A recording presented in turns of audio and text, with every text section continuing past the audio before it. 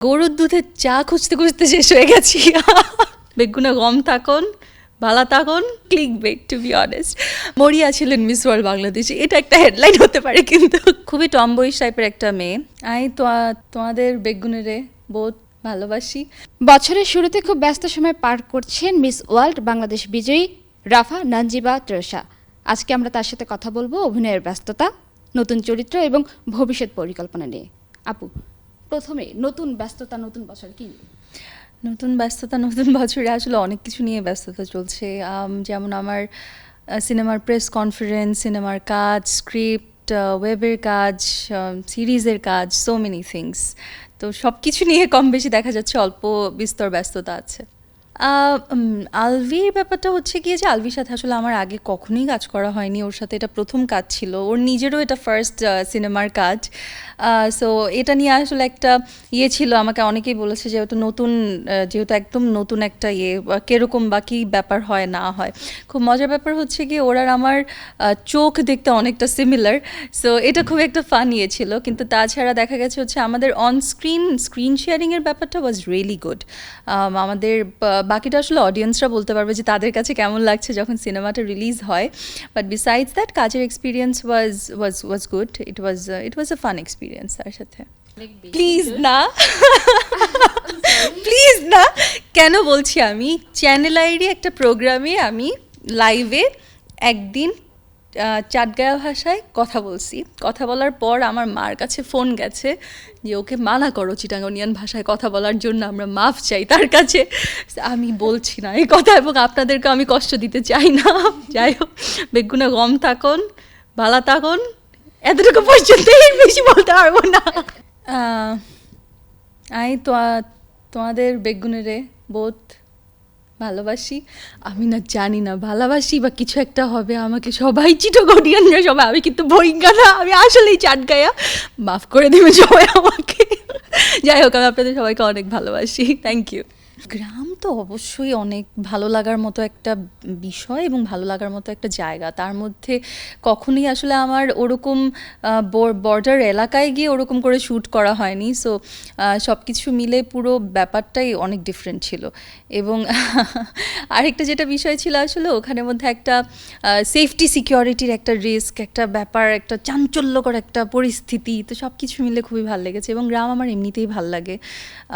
Specially আমরা যারা ঢাকায় থাকি আমরা জানি যে ঢাকায় কী পরিমাণ কেওস, ক্রাউড। সো ওই দিক থেকে চিন্তা করলে অবশ্যই ইট ওয়াজ মানে কমপ্লিট ব্রেক বলতে গেলে। তো ভালো লেগেছে অনেক। গরুর দুধের চা খুঁজতে খুঁজতে শেষ হয়ে গেছি। সিরিয়াসলি, যদি মজার এক্সপিরিয়েন্স কেউ জানতে চায়, আই ডোন্ট নো যে আমাদের এখানে যারা অডিয়েন্সরা আছে তাদের মধ্যে চা লাভার যদি কেউ থেকে থাকে, দে নো যে গরুর দুধ দিয়ে প্রপার একটা চা, দুধ চা কিন্তু অনেক মজা। এবং আমার দুধ চা খুব ভাল লাগে।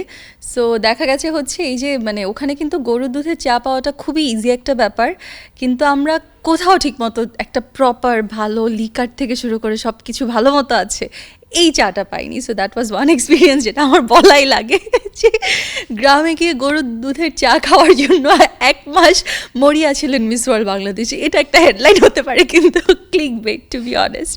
বাট বিসাইডস দ্যাট হচ্ছে ওখানে সবচেয়ে সুন্দর জায়গাটা কি, যে ওখানে যেহেতু ফুলের চাষ করা হয় এবং অনেক ধরনের ফুলগুলো ঢাকায় পাঠানো হয় বা বিভিন্ন দেশের বিভিন্ন প্রান্তে পাঠানো হয় ব্যবসার জন্য।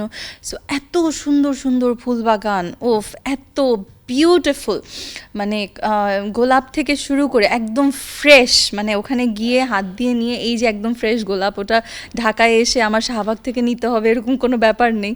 সো ওটা খুব ভালো লেগেছে, মানে ইটস ভেরি বিউটিফুল। আমার পছন্দের আসলে অনেকগুলো ফুল আছে, তার মধ্যে হচ্ছে রজনীগন্ধা আমার খুব পছন্দ, লিলি খুব পছন্দ, আমার হচ্ছে অর্কিড খুব পছন্দ। গোলাপ তেমন একটা না, গোলাপ আসলে আমার তেমন একটা পছন্দ না, বাট আই ফিল লাইক যে কোনো মিনিংফুল জায়গা থেকে যদি গোলাপ দেওয়া হয়, ওয়াই নট। মজার ব্যাপারটা হচ্ছে আমাকে যখন ডিরেক্টর আলী জুলফিকার জাহিদি ভাই যখন আমাকে নক করে, উনি বেসিক্যালি আমাকে নক করে গল্পটা বলার পর আমি ওনাকে বলি যে ভাইয়া স্ক্রিপ্টটা, উনি আসলে মূলত গল্পটা করেছিলেন একটা ছেলে কেন্দ্রিক ক্যারেক্টার।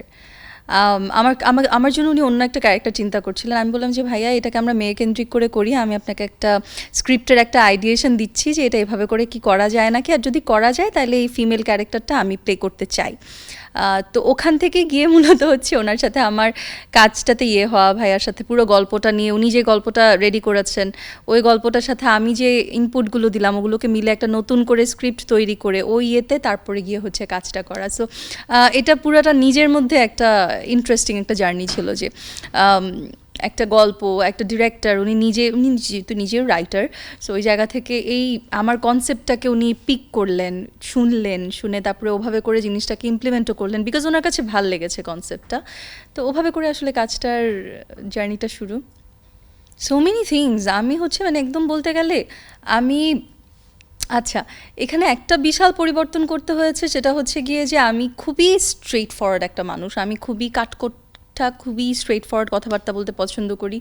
তো এই জায়গাটা থেকে হচ্ছে স্ট্রেট ফরওয়ার্ডনেসটা যাতে রুড না হয়ে যায় বা কেউ যাতে রুডলি জিনিসটাকে ইন্টারপ্রিট না করে, ওই জায়গা থেকে আসলে একটু বুঝিয়ে সুঝিয়ে একটা অ্যাঙ্গেল দিয়ে কথা বলার যে একটা টেন্ডেন্সি, এটাকে আমার আয়ত্ত করা লেগেছে। যে আসলে কেউ যদি আমাকে কোনো ধরনের উল্টাপাল্টা কিছু বলে, তাকে আসলে মুখের উপরে ওরকম উল্টাপাল্টা উত্তরটা দিতে হবে সুন্দর করে, যাতে আবার পরে মানে একটা মানে আমি দেখেছি কি যে এখানকার বেশ কিছু মানুষরা আছে যারা খুব টেকনিক্যাল এবং আমি একেবারেই টেকনিক্যাল না।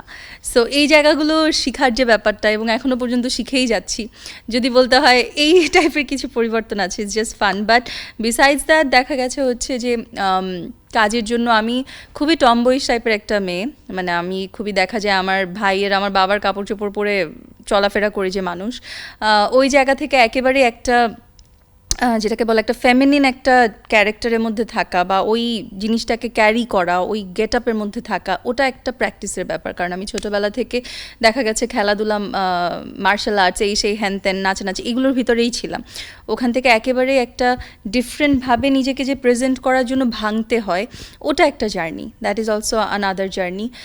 তার মাঝখানে এই যে পুরো যে জার্নিটা আমরা বলি from miss world Bangladesh to becoming an actress, এখানে না একটা লম্বা অনেক ব্যাপার আছে। এই যে আমার পড়াশোনা ছিল, আমার নিজের দেশের বাইরের প্রোগ্রামসগুলো বা ইনভিটেশনগুলো বা কাজগুলো, দেশে কাজগুলো, এই সব কিছুকে একটা ব্যালেন্স করে নিজের সিজিপিও ঠিক রাখা, কাজও ঠিক মতো করে করা, সব কিছুর একটা ব্যাপার। তো এটা নিজের মধ্যে নিজে একটা জার্নি, ফ্যামিলি থেকে কমপ্লিটলি আলাদাভাবে ঢাকায় এসে থাকা, নিজের মতো করে থাকা। তো সব কিছু মিলে না এটার এই যে অনেক ধরনের পরিবর্তন। আমি কখনো দেখা গেছে হচ্ছে it's not because I am privileged or anything like that, I am privileged, কিন্তু দেখা গেছে কখনোই আমাকে নিজে আসলেই পানির গ্লাসে পানি ঢেলে খেতে হয়নি। দেখা গেছে আমি হয়তো বা নাচের শো করছি, এটা করছি, ওটা করছি, এখানে এসে দেখা গেছে একদম ছোট থেকে ছোট কাজটাও নিজে করে শিখা লেগেছে। So that is of course a difference. তো যদি ডিফারেন্স বলতে হয়, সো মেনি থিংস। ভবিষ্যতে আমি নিজেকে এমন চরিত্রে দেখতে চাই বা নিজে এমন একটা জায়গায় যেতে চাই যেখানে একটা পানির বোতল নামিয়ে দিলে ওই পানির বোতলের মার্কেটের শেয়ার ড্রপ করবে, ওরকম একটা জায়গায় নিজেকে দেখতে চাই যদি বলতে হয়। হ্যাঁ।